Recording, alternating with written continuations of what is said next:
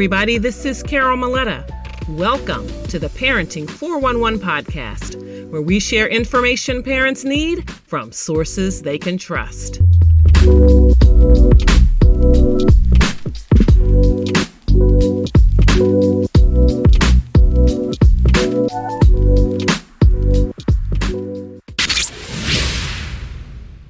Chewy makes caring for pets easy with fast delivery, top quality Chewy brand products, and truly outstanding customer service.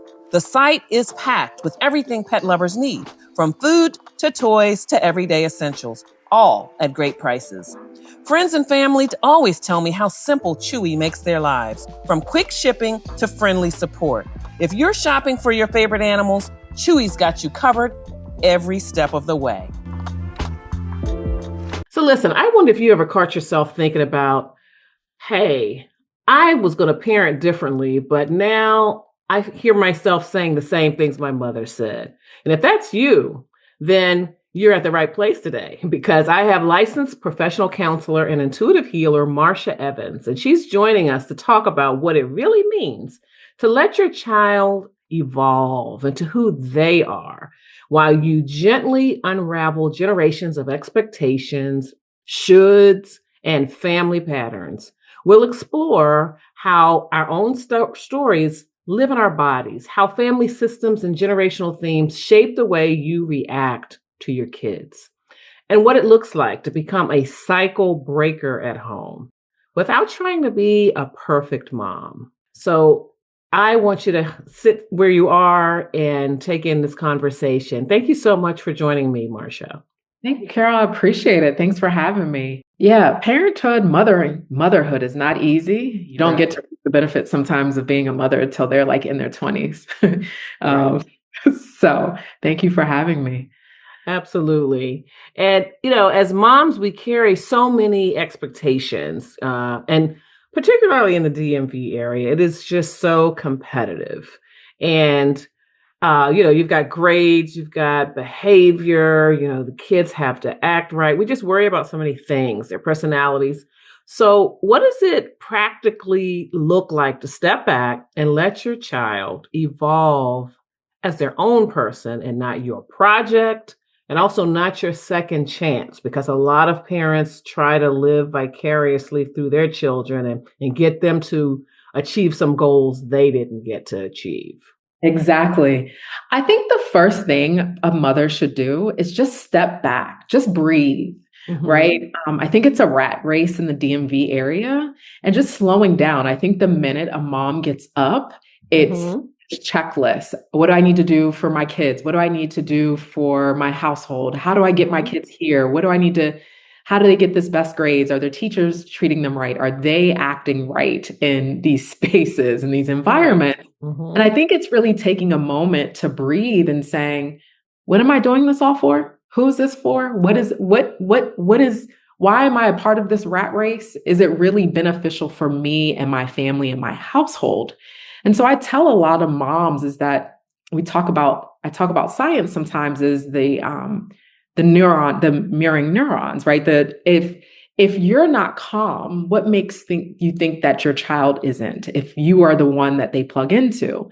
So if you can take a step back and really think about those grades, your children doing homework, what do you want your kids to really get once they leave the house? Yes. Is it, oh man, my mom used to fuss at me doing my homework, or she really cared about the grades and not cared about my emotional well-being?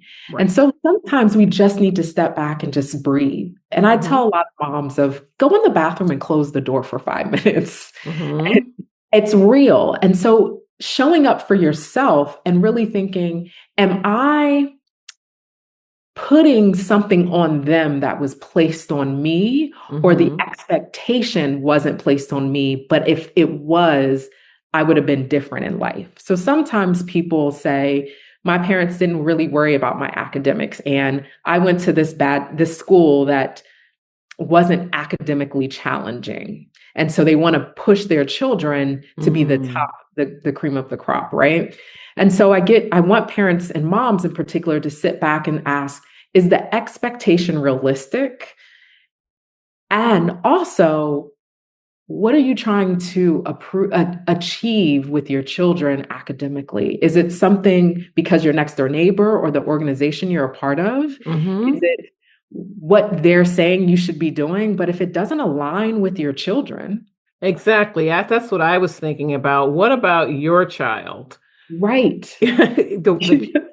What they need. It's just Yeah. even they don't need the same things even their best friend needs. Well, So even the other exactly. sibling, Uh-huh. right? And I think it's Mm-hmm. really stepping back and saying, and I tell a lot of moms, mothers in particular, is take, get to know your child for who your child is. Have them take you on a Mm-hmm. date in their world, not you Yes. taking a date for them to come in your world, but you be a student and they be the teacher. It's really important with that. Yes, and I certainly subscribe to that. And a good way to do that, even starting from the beginning with little children, I found is special time. Yes. And that's when they can, I know my listeners and people that follow me hear me talk about it a lot, but it's like really giving you an opportunity to get in their world, even as little children. Let them make the rules. You're playing a game, it's for a small block of time, but you let them decide what you're Right. building with Lego, or where Barbie's going, or where the dump truck is going, and what he's building. All of that, because that really just builds a solid foundation for your relationship down the road. Right. Yeah. Yeah, but and it also means like, oh man, mom or dad they're really getting to understand and know me, right? Right. And then you get to form this language they teach you, Mm-hmm. and then you get to talk their language, not them trying to learn your language. I And it love it. really trying to get to understand them because they have all these wonderful ingredients. It depends on how it gets watered. And it's not, Mm-hmm. it's a seed that it's them, not a seed that, oh, this is my seed and I need it to grow the way I want it to grow. But think about the artwork that children bring home. Mm-hmm. Mm-hmm.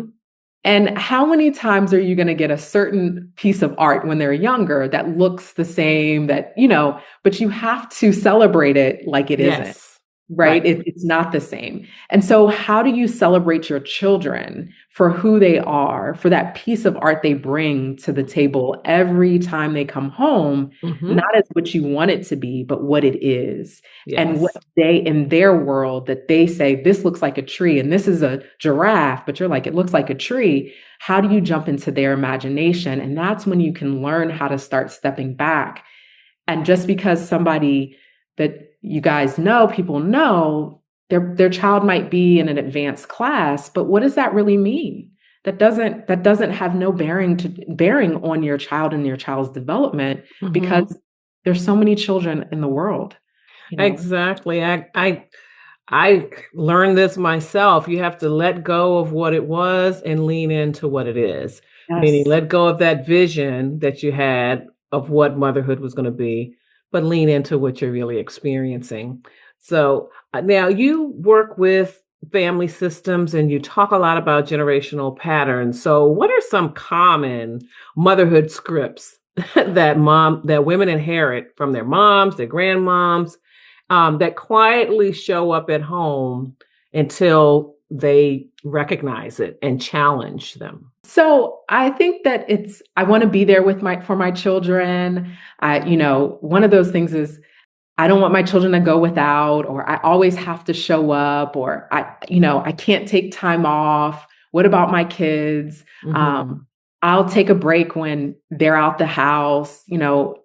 Motherhood in particular, it really it can play, how can I say it can play on the woman not being able to show up for themselves before themselves being a woman, a mother, Mm-hmm. right? And so it's people pleasing. It's, hey, I didn't have this, I want my children to have that. Mm-hmm. And just, or my mom didn't do this and I want to show up for my kids in a way that my mother didn't because my mother did X, Y, and Z, or Mm-hmm. she wasn't a good mother and I have to make sure that they have that. And Mm-hmm. what I've seen is when that happens, has a tendency to happen is they actually will become like their mother or the people that they said that they didn't want to be. That's And interesting.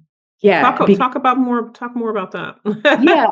So one of the things from a family systems and a family constellation aspect and mindset is this: in family constellations, your mother gave you the best gift possible, which is life. Hmm. And from a soul level, there has to be gratitude and honoring. So even in the flesh, no matter what she's done, right, wrong, or indifferent, she did the best she could. There's not a Hmm. handbook to help you parent the best way, right? Hmm. There's some handbooks out there, but it really doesn't give you the nitty gritty of your own family dynamics. So if you reject your mother, right, Hmm. and reject the things that she's done and saying, I'm going to do it differently, then you actually are going to become her because you're rejecting this person that actually you are a part of. She's a part of you. Hmm. So if you reject something that's a part of you, Hmm. then there's sometimes self-hatred. You'll eventually will mimic those behaviors and not knowing that you're mimicking them until maybe you will notice your child acting a certain way, or there's Hmm. conflicts and certain triggers that will bring that back. And sometimes being in motherhood will cause sometimes moms not to pull their head up and say, oh man, I wasn't being too nice to my child, or oh, Hmm. I snapped this way, right? Because that rat race, especially in the DMV, it's real. It is real to. So I'm wondering, how then do mothers avoid that part of like rejecting that part of their mother, which is a part of them? How do they do that? Yes. So it's just honoring, just saying, hey, my mom gave me the best gift possible. And one of the things I get Mhm. people to understand is if we think about ourselves as a quilt and the patches on the quilt, there's some patches on the quilt that don't look too fancy. There's some other Mhm. patches that are glamorous and beautiful. And we just have to accept those patches on the quilt and not. Mhm. And we think about emotions are neutral. And when they come into our system, into our bodies, we assign negative or good emotions to it, right? We accept, Mhm. is it negative or is it good? Is it bad? So if we can sit here and just accept Mhm. what our mother or our father has done, Right. then that can decrease the rejection. So if we just accepting them at the soul level. And there's Mhm. healing sentences we can use. Something, for example, that I just use in my own practice is Mhm. that, dear mom, you gave me the best gift possible. I honor you and the choices you've made, but I'm Mhm. going to do life differently. Mhm. Okay. And just in that space, because words have vibration, if we think about prayer, if we think about meditation, words are powerful. Mhm. And so sometimes it's just accepting that. And I know we talked a little bit when we were talking, we talked about geneograms. Mhm. We talked about the importance of just looking at your family system. And if you do a geneogram with yourself, your parents, and then your grandparents, and looking Mhm. at the themes and characteristics in your family system, Right. you can start seeing a cycle. And so sometimes it's just merely saying, hey, mom, I accept you for right where you're at. Okay. Because the little kid sometimes wants in us, I don't care how old we get, the little kid wants sometimes our parents to show up in a way that they couldn't. And sometimes Right. we hold grudge and there's resentment. Yeah. Yeah. Wow. Describe a little bit more for our audience about genograms and what that entails. Yeah. So a genogram is the way that we think about a genogram is thinking about a family tree. Okay. So what it does is you can look at it from 3 generations. So it's your generation, your parents, and then your grandparents. So if we get into the particulars, what they'll do is they'll use circles and squares, and they'll use different shapes Mhm. to represent who's living, who's a male, who's a female, and kind of then you get to put characteristics like how did they pass away? What was their alcoholism? Where's their abuse? Just Mhm. being Okay. able to really look at the themes within the family system and what were some important dates? When did somebody pass away? just those things. And once you start looking at it, then you can start seeing the themes in the family system and acknowledging that, oh, okay, this happened. How do I look at what's the cycle in the family of how did they communicate? Did they Mhm. communicate? You can start even writing down how did Mhm. they communicate about emotions? Right. Did this part of the family go to college? Or did these people in the family, did they move away? And did they have more kids or were they single and they didn't get Mhm. married? So when you start looking at the family system, it's just almost similar to when you go to the doctor and they talk about family history, like the Makes physical sense. health, right? Mhm. And Mhm. so a genealogram can almost be similar to that, but Mhm. you're now downloading and you're looking at, well, what are the cycles? What are the cycles that are repeating in my family system? And not necessarily looking at it as a negative, but this system and the cycles that they have is the way that they've been able to procreate and to keep the family system alive. So in Yeah. your family system, it may Mhm. be, hey, we're going to talk about our emotions, and that might be the right thing. In my family system, talking about emotions is not the right thing, and Right. it doesn't allow them to survive. So when you start looking at the good, Mhm. the characteristics of the family system, you can learn more about why, as a parent, you parent the way you parent. That's good stuff, and because we definitely bring things with us into parenting, Mm. baggage, yes.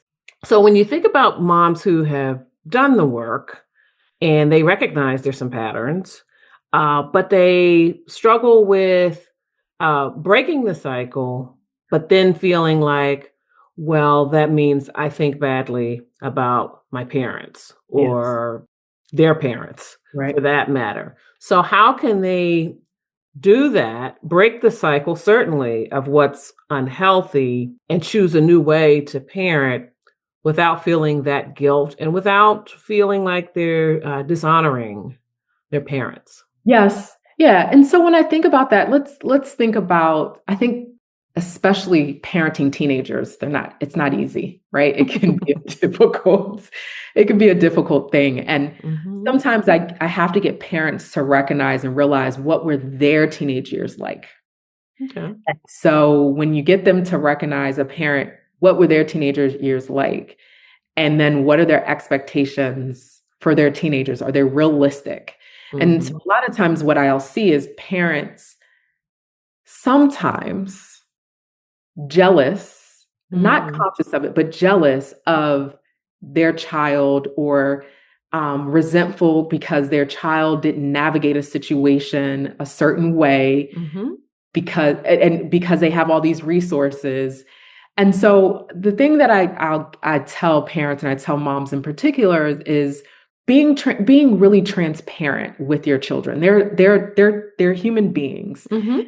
and not always saying, "Hey, I know what I'm doing," but also being transparent and saying, "I'm a work in progress, right? Okay. You know, I'm working on it. I won't always get it right. Sometimes I'm going to be the student and I need you to be the teacher." And I Mhm. think that when you can, and sometimes teenagers and kids will play off of that, right? Right. But it's really being transparent and honest and saying, hey, I don't know. How do we find a way moving forward and figuring out where we're at right now? We come together because every part of your family, everybody has this magic ingredient. They have ingredients. That's what makes the family the family. So Mhm. it's being able to come to the table and saying, I'm trying to figure it out just as much as you. And I want us to both be as wound free as possible, right? Well, we might have some scars on we might have Mhm. some stitches on our knees, but how do we get on the other side of this? And even talking to the other parent, being honest and Yes. saying, we don't know which way to go, but what do we want? When we get on Mhm. the other side of this, what do Mhm. we want for every party involved? Yeah, Yeah. I think that's powerful, and I would say definitely in previous generations, you didn't really have parents showing that level of vulnerability. They were like, it's my way or the highway. I know what's going on." But sometimes, and I can imagine they experience this too. that you kind of paint yourself into a corner, like you have said something, you've handed it down, you've used so much force and authority that you feel like you can't walk it back. But I'm sure there were probably times when they wish they could, Right. because Yeah. there definitely seems to be a better way. And I do like that aspect of parenting today. Sometimes I think folks go a little bit too far on the other side Yes. Yes. and Yes. letting their children run everything. But that open-mindedness to really with your child and being honest. At the same time, you can't be that way about everything. They because they need barriers. They need boundaries. They need to know somebody's in charge, even though they'll never tell you that. But they need to know somebody's in charge. Yeah. So there's definitely a balance, but it really strengthens the relationship, I think, Yes. when they connect to you in another way, as you know, more than just the person that bosses them around and who has the money, who holds the key to everything. Right. Yeah. And I think sometimes, with that being said, it's thinking about what you want, right? What I think sometimes parents can parent from this space of having sometimes unrealistic expectations for their children that they don't Mhm. even have for themselves. True. And so it's just getting them to step back. And sometimes what I'll do with parents when the kids get to a certain age, it's how do we create a mission statement for the family? And how you can always come back to this mission statement and Mhm. ask, hey, am I honoring this mission statement as a part of the family system? Mhm. And not saying, hey, I'm better than thou. Like, hey, sometimes I will be a student. You're going to have to teach me. Just like if we think about with social media and new things that come out, parents are like, what does this mean? Right? Mhm. It's the Mhm. same concept of, I want to learn how to parent you that fits you as my child, but fits you as a human being. How, Mhm. what the way that I parent your brother or sister may be totally different, but I really want to understand you. And I think sometimes a mission statement can bring us back to the core of what do you how do you want this family to flourish, and how do you Mhm. want each individual in the family to move and groove and dance and be able to be the best them possible. I like it, and in my work, I kind of talk about it as a parenting philosophy, Mhm. and it's just some extra time you need to take so that you're not taking every day like as a matter of survival, Yes. right? And because I think, as you said, when you set that mission statement, a lot of things become easier Yes. when you've already thought about who you want this child to become, not specifically, but in terms of generally, like what values you hope they hold and all of that.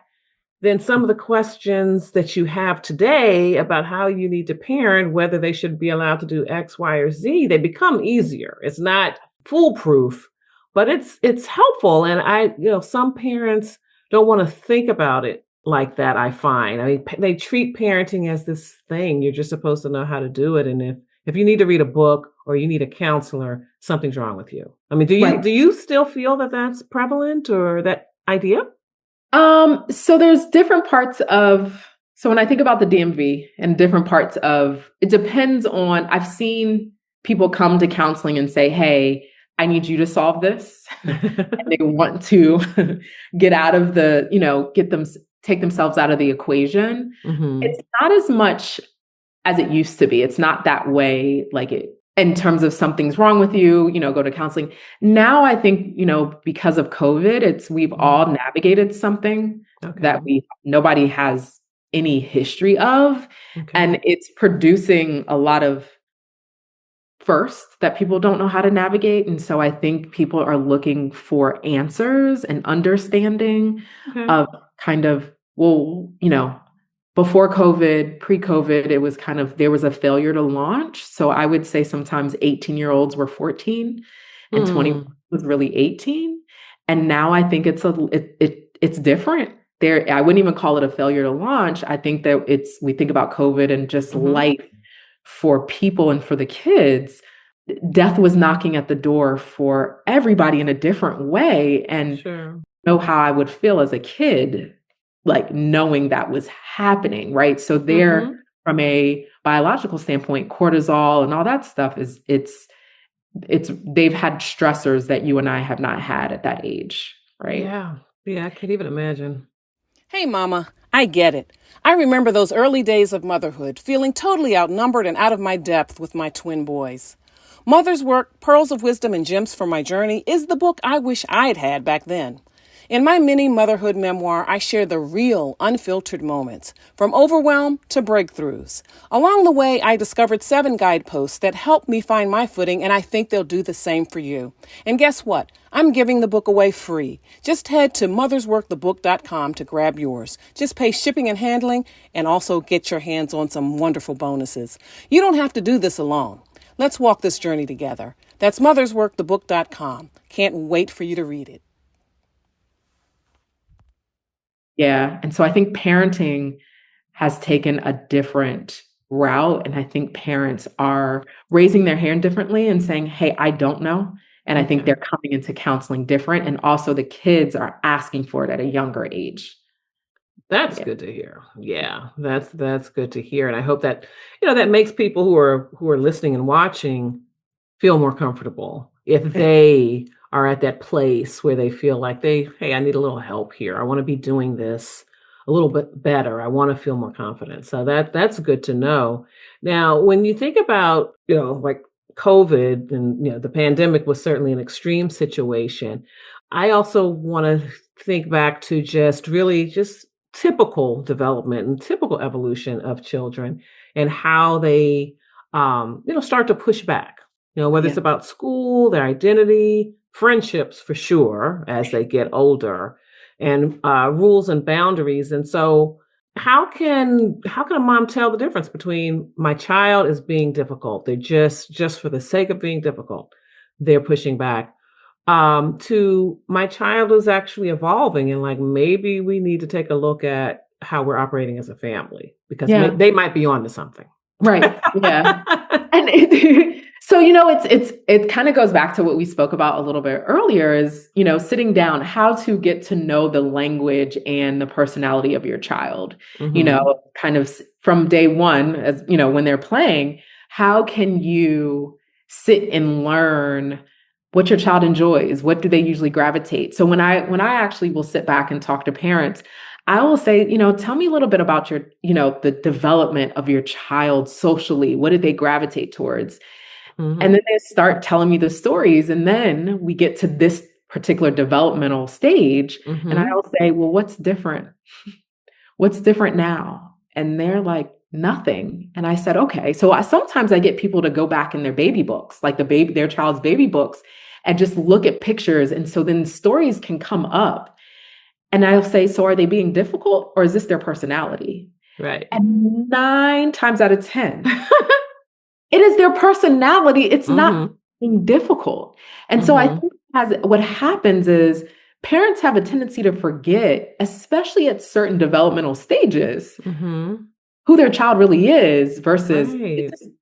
is this their puberty? Is this, where are they? Are they pushing back? But if we really sit back and think, hey, is this their personality? Were they pushing the boundaries before? And Right. how do you give them room Hmm.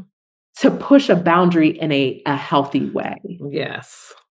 And that means sometimes it's looking at yourself and being like, okay, well, what in me is triggering this? There's something it's triggering in me as a person and as a Yes. parent, and Yes. I need to check myself. So it very much might be, oh, I didn't get to talk to my parents like that. That's Right. disrespectful. Yes, yes, that is really good. Having that reflection, and Yeah. introspection is really important. And it's funny as you were describing that, I was thinking about how when my children were toddlers, I think they're definitely walking around, and their personalities, I mean, so different from me. I mean, one, he played hard, he cried hard, he just put his everything into it. He just had this joy for life.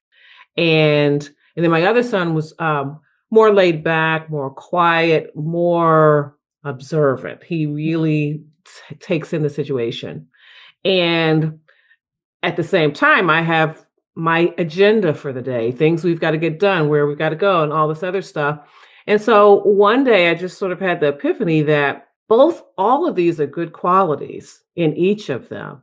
And what I've got to do is really just channel them to use their personality and their profile and and have it work for them, to work Yes. well for them. Because there are going to be some situations where you absolutely need to observe Right. and hang back. But then there's some other times you better speak up. You've Right. got, so Yes.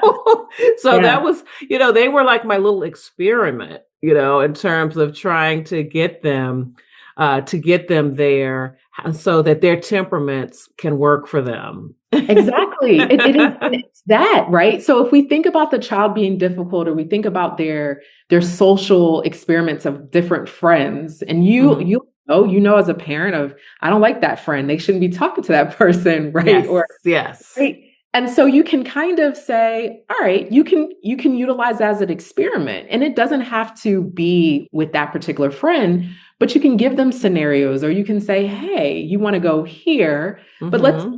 think about like the child that played hard, that loved hard, that cried hard, right? Well, what could you give that particular child that, hey, they can notice when they fail or when they succeed, and they're Mhm. feeling good, and then you learn how to parent from those spaces. Mhm. And so some of it may be, hey, mom, I really want to go to experiment with this friend, and they don't know they're experimenting, but it's like the universe, it's God. Hey, they have to build this muscle. And Yes. so it's, how do you say, okay, I'm just the trainer, I'm just guiding, and they have to go train, and they have to do Mhm. the exercise themselves, but I'm going to catch them if they fall. And I think Yes. sometimes parents want to make sure that their children don't fall, but Right. they need to fall, and then you help them get up, because Mhm. then they know what it feels like, the sensation, the emotions, Mhm. to be like, okay, well, I tried that over there, Mhm. and I don't know if that's going to fit me, and I'm not going to go try it again because that was Yes. what I needed from who I am. And I think a lot of parents, Mhm. and just the being parented, like my parents were raised my dad was born 45, my mom was born in 50. There's certain things that I shouldn't do because it's not my mom could have integrated her a high school, right? So there's Mhm. some things for her that I Mhm. shouldn't do because of her past, not my Yeah. past, not Right. where I'm at. And so I think if we think about those things of as a parent, what's your experience growing up at that age, it doesn't mean it's the same for your children. Mhm. Yeah. Mhm. Yeah, that you definitely have to think about that. I remember, as my sons were going off to college, I was thinking, "Oh, I'm worried about, I'm worried about them going to too many parties. They might." And, and my cousin was like, "Didn't you go to parties when you were in college?" Like, of course they're going to go to parties. I mean, Yeah. what's what's wrong with that? I mean, now if it becomes something where it affects their grades or whatever, but yeah, I mean, you Right. know, and they may have the experience of staying out too late or not getting their work done or something Right. like that, and they just have to experience it, the way I did. So, Exactly. And I think that's the thing. People are so fear, fearful, right? And I right. know the world is changing and it's Mhm. different, but how else are they going to be able to fly their wings, right? That's what I tell parents, especially when the children are still under their roof. Hey, let them fail. Let them Yes. fail, and they're still under the roof, so you can correct, you can help them Uh-huh. correct way more differently than when they're not. And so, And yeah, and the stakes are lower for the kinds of mistakes they'll make when they're younger. Yeah. yes, Yeah, yeah, it's and practice for them. Yeah. yes, They develop yeah, that muscle memory and all of yes, that. Because as I can say, kind of being on the other side and having young adults, now they'll even say, "Remember that time I did whatever?" Or I'll just hear them in conversation with someone else, and they're saying, "Oh yeah," because our parents always made sure that we did this or that or whatever. And I'm like thinking in the back of my mind, you mean that time I had to drag you kicking and screaming, but now it's just this wonderful thing. Right. Yeah. You're so And glad you did it. yes. And that's when I think when parents get out of the way and just say, okay, they'll fall. I'm here. I'll help them. I'll pick them back up. So it's, Mhm. when I think about the way my mom parented me versus my brother, it's Mhm. different. It is a Yeah. different, Mhm. it is a totally, and that for me is from the lineage of women and her family. And Yes. she wanted to make sure that I could take care of myself. But the way she raised my brother is totally different. Mhm. And Mhm. those things, sometimes we just as women, people even before you start deciding to be a parent, it's kind of what's the story behind you? It's Right. really important. And I think that more people are doing that. Mhm. But even if you can't say, okay, what's the story behind you before you have children, is what is the story? And do you want to Yes. continue that story and Right. those words in the chapter before you? Mhm. How do you want to restructure that chapter? And not saying the chapter before you was bad, but how do you want to restructure that chapter and how to include the things that you want? And sometimes when you try to change the chapter's format from the previous Mhm. is sometimes there's going to be shame and guilt because you're doing something different from your family system. Mhm. Mhm. Sometimes that is something that people need to pay attention to because we're social beings. We want to be a part of people and groups. And so when you're Mhm. doing something different, and people talk about it all the time, if in their household they may eat differently, but when they go to the grandparents' house, the grandparents' house. Yeah, yeah, they become different people, by the way. Grandparents become different people. They are not the people we grew up with, but that's okay. Yes. And so it's just They ever things are okay now that we never could have done, but yes. um it's all good. But this has been really a great conversation for me because I'm kind of thinking about some patterns that I definitely consciously I may not have articulated it, but like for example, for me, my I have an older brother and sister, but my sister's a good bit older, so my brother and I spent more time together, growing up, and so but my parents got divorced when I was in elementary school. And so things sort of changed. Like my mom was always involved, but before that, she was more prone to like playing games, singing, humming, doing all of this stuff. And then that changed. She didn't become mean, but she became very focused. Right. Like, okay. And she finished up another degree. She made a career change, a career shift after the divorce. And then we just had to be more, be more responsible. Like my brother, he was 5 years older, so we didn't spend much time in the same school ever. Probably, elementary school probably for a year, right? Right. And Yeah. then he was gone. And so it kind of got to the point where I was responsible for waking up, after a certain age, at the alarm clock, getting up Right. and getting myself ready. Thankfully, the school was right around the corner, so but so I was like a latchkey kid, so it helped me to be very responsible. Both of us to be very responsible and independent, and that was great. So then, fast forward to me getting married, and so we had the twins. And after my maternity leave, I just didn't go back. I thought I would be going back, but one of my sons was diagnosed with some developmental delays. And so I decided to stay home. And so that positioned me to do a lot of things Mm. that she didn't get to do. And so it was and that was, great. I mean, it was a couple of things, they were growing up in a two-parent household too. I mean, for their whole lives. And Yeah. so there were a lot of things, but then so that was great. I felt good to be giving them that. But then on the other hand, I had to make sure, that they were getting some of the good skills and opportunities to show up and learn responsibility and all of that I was able to get Yeah. too. I had to kind of make sure I wasn't doing too much for Right. them.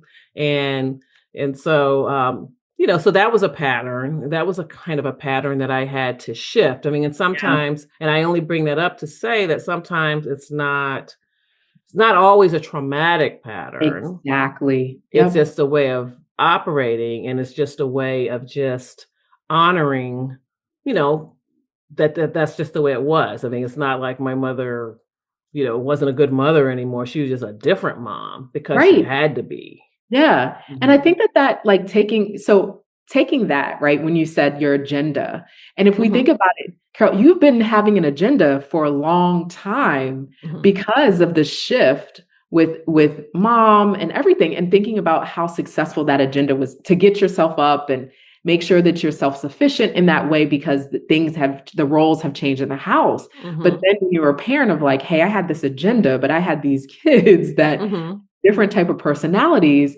and then how did you have to sit back because that agenda had been programmed in your system for a long time, Oh right? yeah. Yeah. And so it is still honoring, but how do you when we have this script that we've been playing over and over again for so long, we think that that's the only way, and it's not. Oh yeah. Yeah, I mean, it's like let go of what it was and lean Yes. into what it is. I mean, you couldn't Yeah. tell me even when I was pregnant and I knew I was going to go on maternity leave and I was going to be out like 4 months, 6 months tops. I'm coming back and I'm going to have that thing running like summer camp. I mean, these kids, it's just going to be fun. They're going to, huh. And these two were like, oh, really? Yes. Yeah, I don't hold my bottle because that's not going to be Right. like that. Yeah. But even think So, about how mom, right? How mom has shown you how to be and her focus had changed. right. And then think about then what part of mom did you adopt? Right? Hmm. Did you Hmm. adopt the mom that when she was still married, was that some of the mom you were? Or were you more of the mom that when she did a career change, she was very focused of this is what I got to do because I got to get this to get done, and And getting people. yeah, and that's funny. I was really definitely more toward the let's get stuff done, let's get this together. Yeah, So we've got a you think, schedule. yeah, I was yes, definitely, but then once they really were showing me that, yeah, right, that's not going to work. yeah, I really kind of, I had, and thankfully I had the opportunity and the resources to calm down and lean more into that other piece and and sometimes people enjoy don't. them. Hmm. Yes, and sometimes people don't have that. And just to show you a little bit more, right? You were coming from mom who was divorced. Right. You weren't coming, right? And it's not a bad thing, but Right. is that the way, if we think about energy, is Hmm. that the way that you wanted to present yourself when your children had two parents, right? You Right. weren't operating as one Hmm. person in the household. And so Hmm. it's just getting people to step back. It's just when people come into my office, I say, hey, we're going to have story time. They're like, what? I said, I just want to have story time because I want to understand your story. I'm a visitor Hmm. in your world, and your Hmm. stories have the ingredients that we need to just make the shift in your family or in your world. Yeah. Wow. I Yeah. love that. Yeah. So, as we're wrapping up, if you could invite a mom to just change one family pattern, Yes. or consciously create a new pattern Yeah. for her children and something that she hopes that will carry forward in their family legacy, what would that be and how could she begin shaping that? Yeah. So I think it's recognizing, right? When I think about it's recognizing when there's something that's triggered, right? Sometimes our Mhm. kids can trigger us. And it's recognizing what's that one thing that your kid might have triggered. So sometimes it's they have a certain look, they talked back in a certain way, Mhm. and pulling that out and saying, okay, why am I triggered? What's the feeling? Sitting with Mhm. feeling and the sensation in their body. It takes 90 seconds to clear an emotion in the body. A lot of people don't understand that, but feeling with the sensation of what it left when that particular thing triggered you, and sitting back and listening to your body and the story that trigger, like that emotion got, what emotion came up when you were triggered. So sometimes let's just think about a child talking back. So if we think about a child talking back, what was the trigger? It might have been, I'm not being heard. So sitting with the story and asking yourself, well, where did that come from? What is the birthplace of that story? Right. And being able to really say, how can I recreate this story for this moment in this lifetime, in this space, as being a human being, not the little child that might have triggered the little child in the parent, but how do you want to recreate that? So maybe the child talked back because they were trying to learn how to advocate for themselves, and how to then kind of create a space of saying, hey, if you need to express yourself, give me a code word to express yourself. Like, hey, mommy, I'm gonna say go, and I'm gonna say what I need to say. I'm not talking back to you. So it's, what is the story that you want to be able to start living from, and not being living from the past, and how can you create it in the moment? Because it's not, even though a parent is the parent and the mom, right? How do you think about the system and what you've created thus far? And does it have some holes? What is the foundation, right? Because sometimes it has holes, right? We have blind spots. We're a human being. So I think it's being able to recognize the sensation, but also recognizing the trigger, a space where you're triggered by your child, and then coming to understanding the story that might be with that trigger, because 9 times out of 10, your kids did not create that scar that you have. It got created from childhood. It got created from adulthood. They didn't, 9 times out of 10, they did not create it. And being able to look at that story of, okay, what is it? How do I come to terms with it? And then how do you repurpose that feeling, or that kind of, what do you want it to be like in the present? But also getting feedback, also getting input. When a child has input and how they're being parented, they show up differently. They show up, because they're like, oh, I have some stake. I have something in here. I have some investment. That's You're right. me, That's right. But I think of the responsibility of a parent is, oh, I got triggered, but I know you didn't create that wound or that scar. It came from somewhere else. That's the biggest thing that I see parents. If I can get parents to recognize that, then parenting it's easier for them to navigate, because a lot of things that their kids do, they're not the ones that hurt them in the first place. Right. Wow. So is there any closing notes you have? Anything you want to share that maybe we didn't talk about? I think we talked about it, but I think it's just really sitting down with and really turning back around and paying attention to your family system and just the stories, and you'll get a lot of information of your whys. And if you want to change it, don't look down on the things that have happened to you in your past. Just acknowledge and honor it, because it made you the person you are today. And then just say, hey, what do you want to do differently? And pull from that strength, and just imagine when you're parenting, you have your parents behind you. You have your grandparents behind you. They're supporting you, and good, bad, or they're supporting you. And so parenting is not easy, especially in 2025 in the DMV area. But give yourself some grace, and you're doing the best you can in this moment, and understand that everything that you're navigating in this moment, everything is not a fire. Everything is not, oh my gosh, I have to correct it right now. Trust me, you'll have other times to correct it. Right. I think about that with behavior. If you didn't handle it right this time, don't worry about it. They're going to do it again. Yes. Because they need that feedback from you to know this isn't going to work, or this is not the way to operate in this particular situation. So you got to be ready. So as we close today, I want to urge everyone to just take a moment to honor the brave work that you're doing, and just letting your child evolve into who they truly are, while you gently rewrite the patterns that you inherited. And Marcia really shared some amazing tips for doing that. And so if this conversation stirred something up in you, and as you think about your own story, your stress, or the legacy that you're creating, there's more support waiting for you. I invite you to visit mothersworkthebook.com. You can grab your copy of Mother's Work. That's my mini motherhood memoir.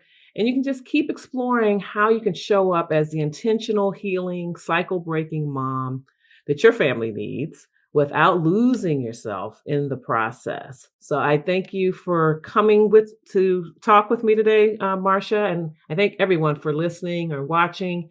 I can't wait to talk to you again next time. And remember, it's never too late to be the parent you want to be. Talk to you again. We bring you this episode for the purpose of information and entertainment only. It is not the intent or purpose of the Parenting 411 podcast or Carol Maletta to provide an exhaustive reference or guide on all aspects of parenting, childcare, and family life. You are strongly encouraged to read all available information, consult medical or other appropriate professionals, and pursue all reasonable means to learn as much as possible about parenting to complement what you gain here, and then tailor the information to meet your individual needs. Yes, parenting is a serious matter, though it is not an exact science. The context and insights offered in this and every episode represent an account of knowledge and personal experiences of the host and any featured guests for the viewers' and listeners' information and consideration. The host and guests do not guarantee to our viewers or listeners any specific parenting outcomes from this episode or taking actions described here.